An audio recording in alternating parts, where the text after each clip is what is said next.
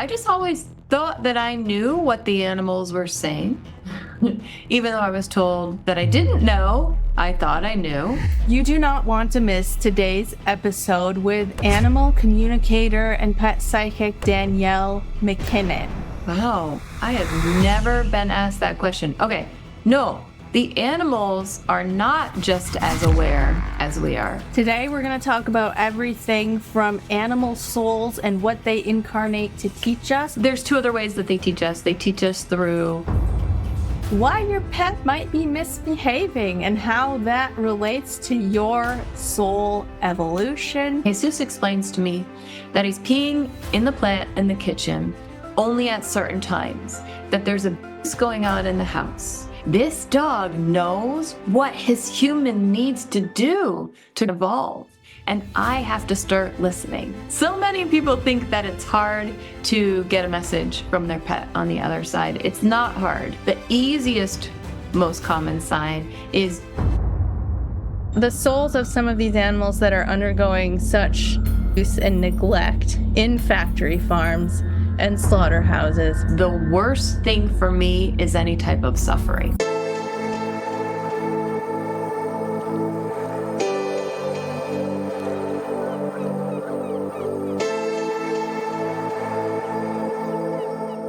Danielle, thank you so much for joining me. Thank you so much for having me. I'm excited to be here. Me too. So I will start by sharing the reason I really wanted to have you on for an interview right now is because my cat recently passed on February 20th. And that was a very emotional and difficult time for me. But I found comfort during that time through a meditation that you have put on YouTube that helps people to connect with their pets on the other side. And I had a very profound and sacred experience where I connected with him, and he appeared to me as this giant black panther and communicated all these really personal and amazing messages to me. So I just want to start off by saying thank you for doing what you're doing, because it's so important and it's helping so many people. It's really cool that you liked the meditation. It's wonderful. I actually am getting a lot of feedback on that meditation. Are you? That people who don't even necessarily believe that you can be intuitive with animals, maybe they're just kind of like hoping, but they're not really there. But then they try the meditation and have this positive experience, and it really opens them up to having a relationship with their pet after their pet passes. That's amazing. So I would love to start by hearing a little bit about your story. So I've heard you mention in other interviews that you've been sensitive to animals and spiritual connection in general since you were a child. So what experiences did you have as a child? I just always thought that I knew what the animals were saying. Even though I was told that I didn't know, I thought I knew. I could walk into a room, and if people had been fighting in the room, I could feel it. But again, I just thought, well, that's me being weird. I didn't grow up in an environment that fostered my sensitivity. It more kind of tried to numb out my sensitivity. I really spent a lot of time trying to ignore all of those things. I just remember talking to my caterpillars. I remember loving my rabbit. My rabbit was my only real friend that I trusted. And my rabbit was supportive of me, even though the family was like, yeah, Danielle. So I have to ask, in connecting with so many different animals, especially at a young age, do you notice any difference in awareness or consciousness between the different types of animals, or are they all just as aware as we are? Wow, I have never been asked that question. Okay, no. The animals are not just as aware as we are. They're way more aware than we are. Every single animal, bird, fish, insect, microorganism, they're all more aware than we are. We are actually at kind of like the bottom of the barrel in terms of awareness. Now, remember, I get all my information from the animals. But that's what they say, that we're working on becoming conscious. We're working on opening up to become conscious, aware beings. They're already there. And you know that because they hold that unconditional love. They hold that ability to not feel bad about themselves, not question themselves. You don't run into a monkey who fell out of a tree who says, "Oh, I suck at trees now," So they've mastered unconditional love, which is total acceptance of themselves and of everybody else, and not expecting somebody to be different or worrying they're going to fail them. We're still working on that piece. So my answer would really be, there isn't a difference between the different animals and how they communicate. It's more, they all communicate much better than we do because we tend to come from our baggage. We tend to come from our fears and our worries and all of that stuff. Whereas animals are always looking at the bigger picture. Okay, that makes so much sense. And then one thing I know about human evolution is once we start to reach higher states of awareness, we can develop some spiritual gifts like communicating with animals like you are more, I don't know if you would call it telepathy or what word you would put on it, but do animals use that form of communication also? Yeah. So animals communicate intuitively, naturally, innately. They're already doing it all of the time. It's just how they get through the world. We don't really realize it because we as humans, we tend to look at how he's walking, listen to the sounds she's making. We stay in this physical world of communication because that's what we're primarily told to use. But animals are using it all of the time. So when you do the work to reopen what is actually innately already inside you, your own intuition, you're able to connect at this deeper level. You're able to have this better information come through, and you're actually able to connect with the animals in a brand new way. And so I kind of want to go to that thing you said about a gift. I don't think it's a gift. Like, I can do it, and I've worked hard, and I have opened it, and I think this is what I'm supposed to be doing, so I'm really good at it. But everybody can do it. Some people are going to do it better than others, but everybody has access to it. So I really don't, the word gift, maybe it's like I don't know, it's a thing for me. It's not a gift. You can do it too. Everybody can do it too. And that's what you do now, correct? You teach others how to connect with their animals. So we'll get into that a little bit more later. So I was going to ask you about when you were a child and you could feel all of these different animals and what they were feeling, and they don't experience, I guess it would be the ego self that we have, where we're looking at ourselves and judging ourselves and beating ourselves up. Do they experience negative emotions at all? Animals live in our world at two levels. They live in our world at the physical level, and this is where they experience negative emotions. This is where they're jealous of their brother. This is where they don't like the food. This is where they fight with the other dog, all of that.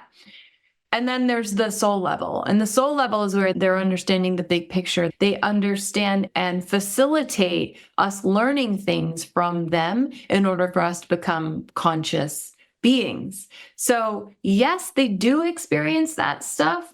And yes, we want to help them when they're experiencing that stuff. But we always have to step back and look, wait a minute, there is a bigger picture here. We need to include that spiritual level, the soul level in what's going on here. Otherwise, we're just putting Band-Aids on the problems all the time. There's always a spiritual reason behind what is going on with that animal. There's a spiritual reason behind why they're jealous of their brother cat, or why they're peeing outside the litter box, or whatever it is. And we can actually look at the entire situation and remember there's something to learn for the human in the situation, and there's something bigger going on here. We're actually going to have a lot more luck with that behavior problem, and we're going to be able to grow and evolve it at the same time.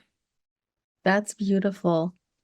Would you like to share the two experiences that you had that kind of led you into doing what you are now, first with your dog and then with the Chihuahua? Do you like what you're hearing on this podcast? For just $10 a month, you can join Love Car Life Academy, where you'll have access to our exclusive community chat and our weekly live streams, where we answer your most pressing questions and deep dive into your spiritual practice. You don't have to be alone on this journey. Come join us. We would love to have you. So at the time, I was kind of in the corporate world, wasn't totally happy with my corporate work, had left my MBA with 4 classes left. Like, I know people don't do that, but I was done. I was all set with the MBA.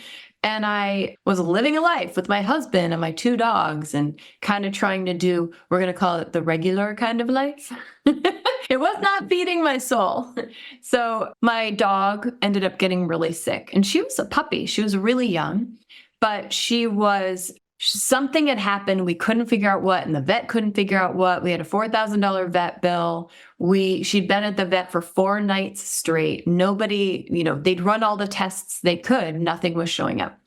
And I was really upset. So I took the day off from work and I went to the gym thinking, well, I got to get this energy out. This is crazy. And I met a friend and she said, well, why don't you take her to see the pet psychic? And she was talking about the pet psychic that lived in my town. And I didn't know that there was pet psychic in my town. And this was so long ago. Remember, this was before the internet. This is 20 plus years ago. This is like, the internet was kind of like a baby. There was no online stores. This is around the time when I remember saying to a friend, hey, I heard about this thing called Amazon, right? So this is a really long time ago. Ancient times. Yes. So I was like, no way, there's a pet psychic. Because I always thought, I can do this thing. This is what I'm doing. They're telling me wrong. I can do this. So I brought her to see the pet psychic. He was doing a psychic fair. And again, I didn't know the protocol. I go into the psychic fair. I pull him out of the psychic fair to come out to the parking lot and meet my dog and my husband. My husband is a scientist, but he married me.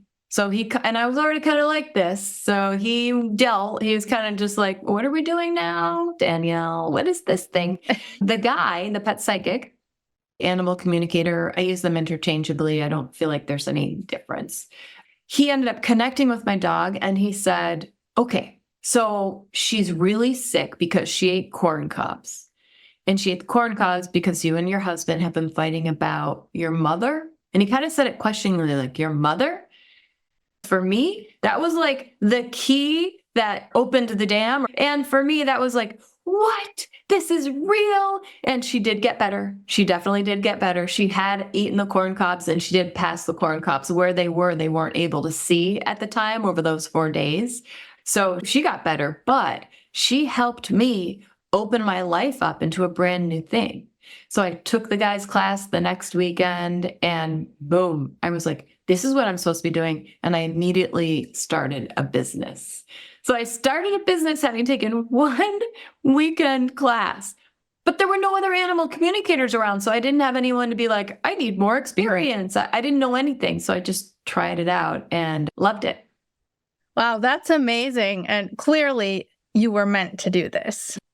I knew that. I knew that at some level, even though this was a fake made up thing that I kept being told didn't exist. Right. I was going to make it exist because I really loved animals and I really wanted to help all animals. I grew up with a lot of trauma in my childhood. And so the thought of somebody else experiencing trauma, it's just heartbreaking to me. And somebody else who doesn't necessarily have the voice, people don't listen to that voice, like animals don't have that voice.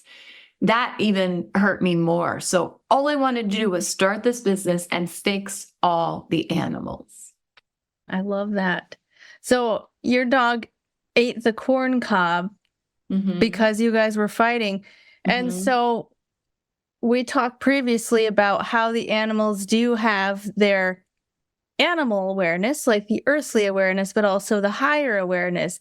Yeah. So in a situation like this, would the dog be aware that I'm doing this thing to help you or whoever it may be? Yes. The pet psychic guy that I saw that day, he didn't know that part. it took later on for me to come to understand this part. And that is the second story you were asking for. Started my business and I was so excited. I'm going to fix all the animals. It's going to be amazing. No more behavior problems. I started getting clients right away, and we would do these readings, and the readings were going well in the sense that people were like, that's totally my animal. She does that. And they were all excited about that. But when we would get to the part where it was, okay, now we got to fix the problem, that part wasn't going so well. I really wasn't fixing the problem. I was basically connecting with an animal and trying to psychically mind control them into behaving right. So I'd be like, you have to stop doing this, and this is not okay, and blah, blah, blah, because they're humans. That's what they wanted me to do. And in my world, talking fixes everything, right? Communicate, share. So I would tell them, this is how you have to behave. That didn't work. You can't psychically mind control anyone. It's more information gathering. You cannot mind control. So I'm going along in my business and I'm getting more and more readings and it's working. Everybody's still coming back and they love this, but I'm upset because the telling them what to do thing wasn't really working. We weren't fixing the behavior problems, but so many people are opening their minds to, wow, this is real. She's really connecting with my pet. So about 6 months into my business, this woman brought her dog to me. This is Jesus, the Chihuahua. And Jesus, the Chihuahua, had the personality of a dog named Jesus, the Chihuahua.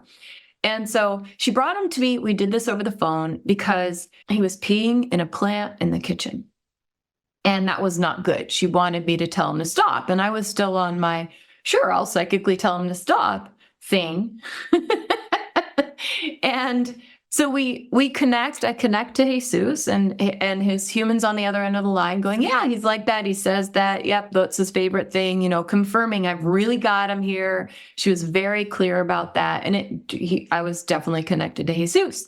We get to the part where I'm supposed to problem solve, right? I'm supposed to tell him, Jesus, stop peeing in the plant in the kitchen, right? You got to stop doing this. So I want to delve in and I start asking him questions. Okay, Jesus, you're peeing the plant in the kitchen. You should not be peeing in the plant in the kitchen. Are you too lazy? Do you have a bladder infection? And I'm basically going through like 20 questions with Jesus. And if you can imagine a Chihuahua rolling their eyes at you, this is what was happening. Psychically, I can see him like literally doing the come on, Danielle kind of face. So finally, I give up. I give up on, I'm going to find this answer and I'm going to fix this dog. I let go of that whole thing because I tried everything I could. And he's just rolling his eyes at me and kind of being psychically sarcastic. So yes, that's a thing. So then I finally just say to Jesus, why are you peeing in the plant in the kitchen? And say, Jesus explains to me that he's peeing in the plant in the kitchen only at certain times, that there's abuse going on in the house. When that abuse is happening to the woman who's on the phone, he is going to the plant to demonstrate taking care of his needs at all costs. And so he's modeling for her the behavior that he wanted her to have.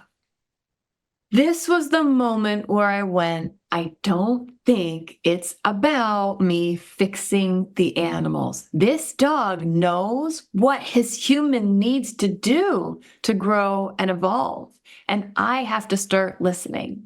So that changed the tenor of all of the readings that I did. I started listening to the animals telling me about my human has some anxiety, my human's unhappy in their job, my human doesn't believe in themselves, and listening to what they had to say about that. So yeah, the animals are sharing about their lives and the physical aspects, but they're also sharing about here's what is up with my human and here is how I'm helping my human. Wow, that is amazing. So how do you handle something like that?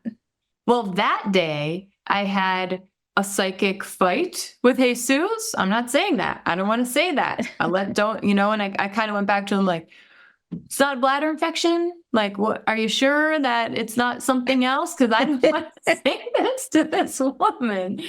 But now if someone works with me in some capacity, everybody knows that there's going to be a human element. Our animals are not these isolated beings that we're just taking care of. There's real deep connection. So now I don't feel awkward about it. People actually expect that. They want to know, how is their animal helping them? What does their animal see in them? And what can they do to move through this with the support of their animal? The work that you're doing is so beautiful and bringing that consciousness of the animal to light. Because, I mean, some people who are very aware might pick up on something like that. Oh, my animal is doing this to teach me this. But a lot of people might not. A lot of people don't realize it. And here's the funny thing. A lot of people, they so love their pet. Like they love them so much. They love them for the companionship, the cuteness, being able to be out together. And it doesn't occur to them. There's more here. This is a spiritual relationship as well. Like they don't know to look there, but those people who love animals like more than humans, which are usually my people, all you have to do is kind of nudge them in the direction of, you feel this big love or this big emotion for a bigger reason. There's more going on here than companionship. It's just like they need that little teeny nudge to look. And as soon as they look, it's very clear.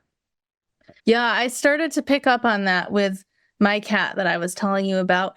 And I've had several pets throughout my life, 2 dogs and 5 cats now. But with this specific cat, it was different. And I loved all my animals, specifically cats. I'm a huge cat lover and I love them like my human babies, obviously I would choose my kids, but you get what I'm saying. But this cat was different. I mean, there was something spiritual about the connection. I could tell that we were connecting, like we had a cross-species connection in a way that was very different, where he was very aware of what was going on with me. He was connecting with me on a level that I've only ever connected with another human. And then when he passed the way he did, he was less than 2 years old. Like he was very young and I did not expect it to happen. But at the same time, I had a strong sense that this was actually planned. Like this is part of how he's helping me. And I felt when it happened that he needed to be on the other side to help me in a way that he couldn't help me here, but that he had come as a cat for a certain period of time because I needed that tangible connection. Do you find something like that is true also? Like that even the way that they pass can be like contracted or part of the plan? I always talk about this idea that our animals are planning their passing. They plan who is with them. They plan who isn't with them. They plan when, why, where. They plan what of. Like they plan all of those pieces. And one of the parts of the plan, and this is like, for some people, this is amazing to hear, but if their animal went through a tough passing, this sucks. They plan what we're to learn from it. So they basically look at us. This is at the soul level, right? They're looking at the big picture. They're going, okay, Melissa will most benefit in becoming more conscious if she goes through my passing experience like this. Wow.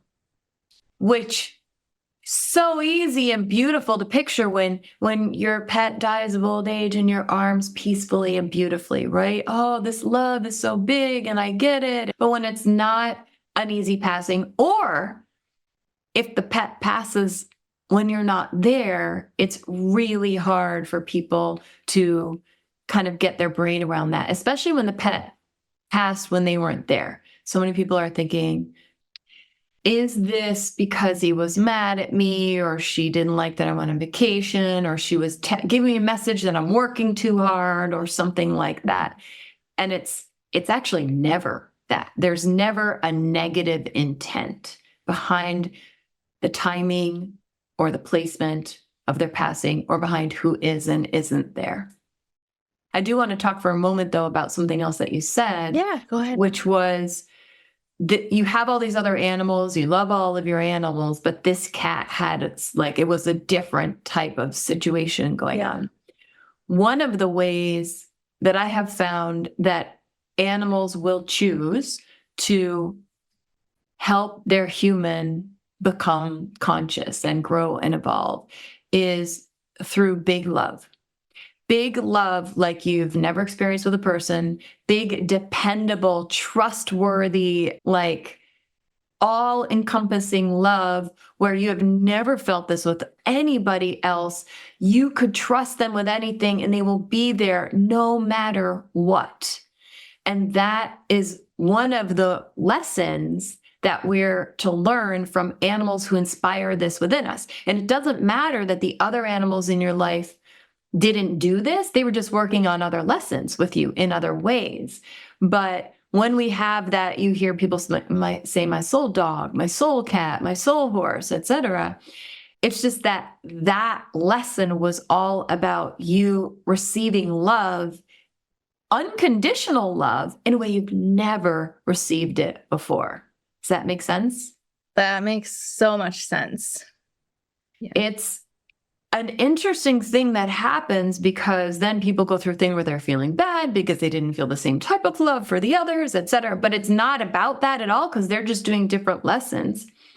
But this unconditional love, what they want us to do after they pass, when they've worked with us on that lesson, take the trust that you. One of the things that they want for people who are learning their lesson with their pet through the big love lesson is they want that person to take that trust that you learned from them and start applying it with other, usually humans, in your life. Because what I find is usually people who are learning the lesson of the big love in that way, that all-encompassing, nobody else gets me like this animal gets me, are working on being able to have something like that with another human that isn't bundled up with our other baggage, like abandonment from the past or whatever the thing is. Because with your cat, none of that was there. With your cat, you were able to be with your cat and be pure, and your cat was pure with you, and the baggage didn't show up. So that lesson that he wants you to take what you learned and apply it to humans. I love that. And thank you for sharing that. Yes, I just thinking about him and hearing what you were saying and describing that relationship was making me emotional. So I'm sorry that it affected you. But okay. Also, it's just like this knowing that what you're saying is correct. Like it was absolutely on point. It's a huge thing. It's so special when you get to have one of those lessons. Like I am typically getting the more behavioral lessons lately versus the love lessons like you got. So what are some of the other lessons that they come to teach us? There's two other ways that they teach us. They teach us through mirroring the behavior that we're having. So the anxious person has the anxious cat. And the cat that keeps scratching everything and won't stop and is so nervous all the time. And then the person's like, I don't know what to do. And then they start actually working with their cat on their cat's anxiety, which in turn helps them deal with their own anxiety. So they'll really like reflect back to us, because people, we don't usually make changes in ourselves unless like stuff hits the fan. Right? If everything's awesome, right. we're not making changes when everything's awesome. But if everything is not awesome with our pet, so many of us are like, that's it. I'm making the change. We're willing to do it for the animal. So that mirroring piece is a really cool one. And then they also use modeling. And modeling means we've got let's say there's a man, he's very controlling and everything has to be very much like this in his life. He's like, hey, my dog's lazy. My dog's just laying around all the time. My dog doesn't care to eat when I'm trying to give him dinner. And so the dog is modeling some behavior that man could take on. I love that. Okay, that's like so easy to remember. 3 things, the big love, the reflecting, and the modeling. Yes. Okay, that's beautiful. So I can look at my pets that I have now and kind of identify which one is probably which. Probably, yes. Based on how they're, yeah. Yeah. And then in general, I would also say that animals have behavior or character qualities that we could imitate. Like I've learned so much from my dog, who's just so playful and curious and in the moment, and my cats, they just stretch out and sleep without a care in the world. And they're all just so in the moment. And that's the amazing thing. You know, everybody says animals live in the present moment, but I don't know if they really understand what they're saying. Because what animals do is, in nature, animals do not carry baggage from the past. They're not going through and looking for food and worrying about their waste or worrying about what their mom dog is going to say. They learn from the past how to be a better hunter, but it's not affecting their sense of self. They're just using these things that have come up to do better at the now. And then they're not spending time worrying about the future, that the apocalypse is coming or what's going to happen with that election or whatever it is. They're not spending time there because there does not exist to them, only now exists to them. So it's, you know, I got very pissy. I heard someone say on some video on social media, and it was something like, your dog lives in the present moment. And so they forget who you are when you leave the house. Oh, what? Like, are you serious? You really think that's what the present moment means? right. I remember being like, oh my God, if someone is saying this stuff, you don't understand what you're saying. When I'm living in the present moment, it doesn't mean I've forgotten who my husband is or who my dog is. I'm just not bothered by these things. They're like, but my memory stays intact. So I love that you brought up the present moment thing. It is something we can learn from the animals, how to allow now to be now and not be making our decisions about ourselves from things that have happened or haven't happened yet. Okay. I have a question that can be a little bit triggering for people.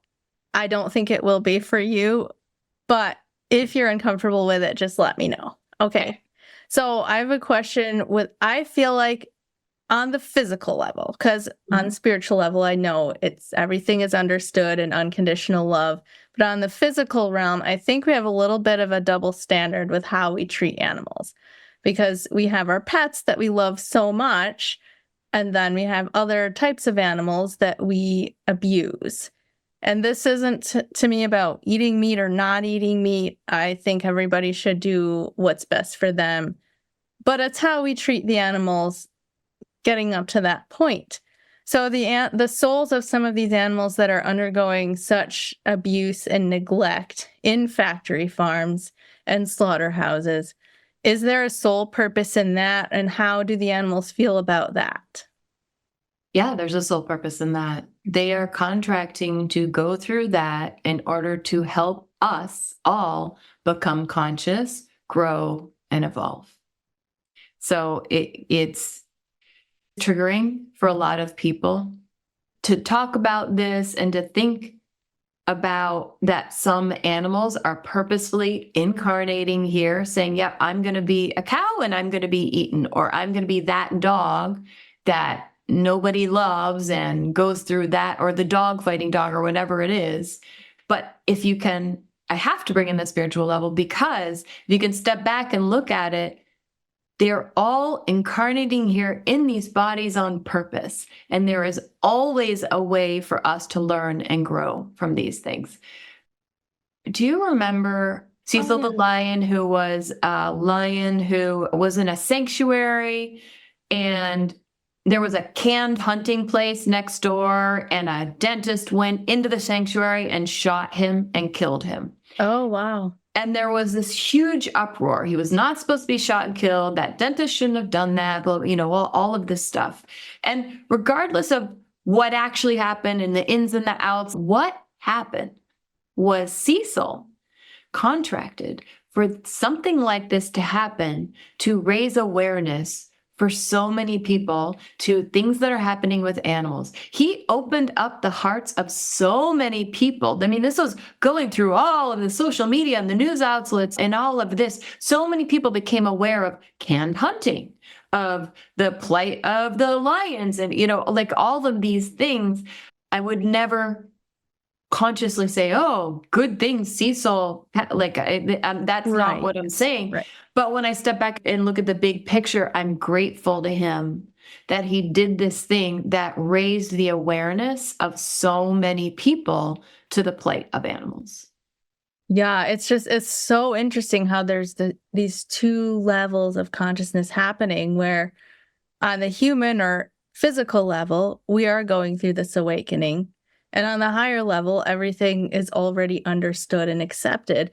But we, not only animals, but humans also, because I speak to near-death experiencers all the time who were shown their life plan and say, yeah, I chose to come in and undergo that horrific situation so that I could help the collective. And it's beautiful when you can see it from that perspective, and not everybody is able to do that or ready to do that, and that's fine. It is challenging, and it is at the spiritual level.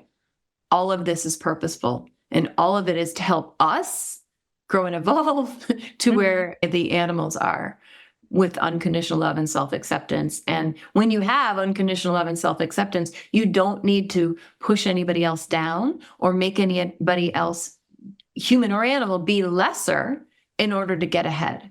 I understand what you're saying. I also understand all the people who are like, no. Right, exactly. The whole purpose of the incarnating to help the human collective is to raise us so that we don't go through that suffering, so we don't abuse each other anymore. Yes. When I see an animal dead on the side of the road, or we'll just start there, I'm always glad that they're dead, because the worst thing for me is any type of suffering. Right. It hurts my heart to think of an animal on the side of the road that is laying there suffering. And so even though I know what I know about the physical level and the soul level and the purpose and all of this, even that hurts my heart, even though I know what I know. Yeah, absolutely. Well, I would like to ask you how people can connect with animals on the other side. So animals on the other side are always sending messages to us. So many people think that it's hard to get a message from their pet on the other side. It's not hard. The challenge is so many people want the message from their pet on the other side to be this, like, knock you upside of the head, like huge. So many people want this big life-altering message from their pet on the other side. But they're not really doing that kind of stuff. What they're doing is they're giving us small messages. They're giving us lots of messages all the time that integrate into our life. The challenge is not saying it's a coincidence and just going with it. Because the more, if you go, I think that might have been a message. Well, no, it wasn't a message. You're closing down your ability to receive more messages. But if you can go, I think that might have been a message. I'm going to go, all right, that was a message. I'm just going to say that was a message. That keeps you open, and it actually opens the space that animals can use to send more and more messages. The biggest problem I see people running into, aside from saying it's all coincidence, is the grief and the guilt. So there's two real emotions that come up for most people when their pet passes. There's the grief, which is so normal, so natural. Of course, we're going to have grief. That brings our vibration down a bit while we go through this process. But then we, as humans, pile on top of that guilt. I should have done more. I should have been there. I should have listened to that. I wish I'd been a better, all of that stuff. And so that takes our grief vibration, which is lower as it should be, totally normal, and then piles more stuff up on top of it. And it brings us even down lower in vibration. And so what I usually say to people who want to receive a message from their pet on the other side is you have to understand that guilt in this situation does nothing except block you from learning whatever you're supposed to learn from this animal's passing. And when you start realizing that there was a lesson in it, it starts raising your vibration, which then opens you up to be able to receive the signs from the other side. Does that make sense? Yeah, absolutely. What are some of the most common signs that your pet is trying to communicate with you? I think that the easiest, most common sign is you feel like you just saw them run by out of the corner of your eye. And then you turn your head and be like, wait, what? No, he's not around anymore. But it's like, it just seems so real. They were, and you almost even felt them when they ran by because it was just so normal. They also will give sounds, they're normal sounds that you associate only with them. It's like you hear it kind of like they're in the other room kind of thing. It's vague, but it's there. And if they were alive, you wouldn't even think twice about it. You just wouldn't even register it because that's them. So they use visuals and they use sounds a lot of the time. The cool signs are things like you wake up in the morning and her collar is on your bed. Right? Yeah. Those are so cool when that happens. It takes a certain, you got to be in a certain state for that to happen, which means you have to be open enough. So first, you're probably going to get the visuals, the quick little visuals and the quick sounds. But if you can accept those, they will up the ante and start doing some even cool. I mean, not that those signs aren't cool, but it is really cool to have physical things show up. They'll also, a lot of the time, they'll do smells.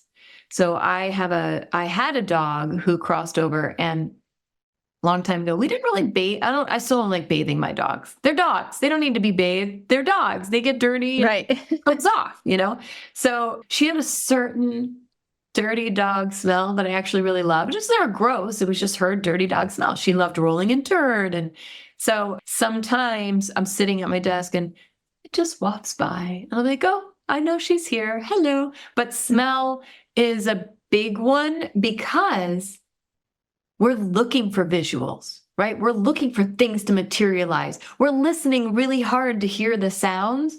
But when we try really hard, we take this open space that we have to receive intuitive data. We try, and we narrow it because we have these expectations. The more expectations and need we have, the less space there is for the information to come through, which is why they'll often use smell because, you're not sitting around at, dinner or watching TV going, do I smell her? So they can sneak in the back door with the smell one. So they'll do sounds, visuals, smells. And then the last one, and I wonder if you've tried this, is through dreams. Have you done this one? Something interesting happened.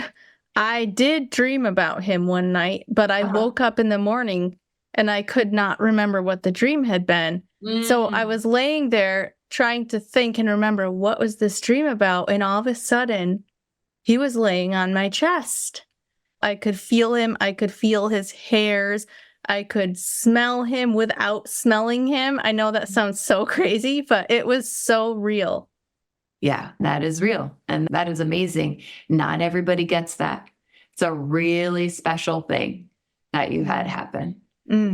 You should feel very, very grateful because people hear, and that it does happen a lot, but it doesn't happen for everybody who wants it. I find it most often happens for people who didn't know it could happen, because once you know it can happen, you're like, come on. Right. Yeah, that's really cool. Really cool. Well, And, thank you. I've found that happens more easily for little kids because they're not Yeah. like bound up in their head and trying and everything. And if it starts happening, they just go, cool, yay. They don't have the same thing in their head that says it's crazy like we do. Yeah. And it really did help me with my grief. Like that experience and then the one in the meditation, it's like, of course I still miss him and of course I still have to process my emotions, but I also know that he's still very real and alive and present, so it just helps a lot. To know that they still exist, even though there's no physical body. Right. I've seen so many people have just receiving the validation, yes, that's him or her. I think that we so often, even though people believe in different things or they think they believe in different things, there's a part of them that doesn't totally believe it, that there is that possibility for after death existence. Right. It just makes them feel not so alone. Exactly. And maybe there's an element too where, at least for me, where I also felt like he loves me, like he cares about me too. It wasn't just on my end. Right. That's awesome. I would like to give you a chance to share where the viewers can find you and anything that you have going on.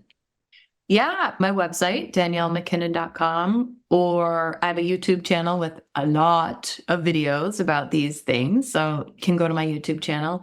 I also teach classes in animal communication. I have online courses in animal communication. There's one you can take that's instant access, so you can literally stop listening to us and go get it and play. And then I also have community where people who are interested in animal communication or people who are missing their pet who passed over kind of come together and share and play and just feel like, they're not the weird ones. Beautiful. Well, Danielle, I'll have those links in the show notes, and I hope people go check out your channel because at least for what's coming up for me in my algorithm, you are the primary person for connecting with pets, and you just have so much that you've put out there, and it's so helpful. Thank you so much for what you're doing. Thank you for having me, Melissa. Thank you for watching and listening. Your views, likes, comments, and shares truly make the biggest difference in supporting this channel. Don't forget to check the show notes for all the links to today's guest, as well as my links. You'll find me on social media at Love Covered Life, my website, lovecoveredlife.com, and the Be a Guest link for anybody who would like to be a guest on the channel. I have great news. Love Covered Life podcast is coming available on audio podcasts. You can find it wherever you listen to your audio podcasts.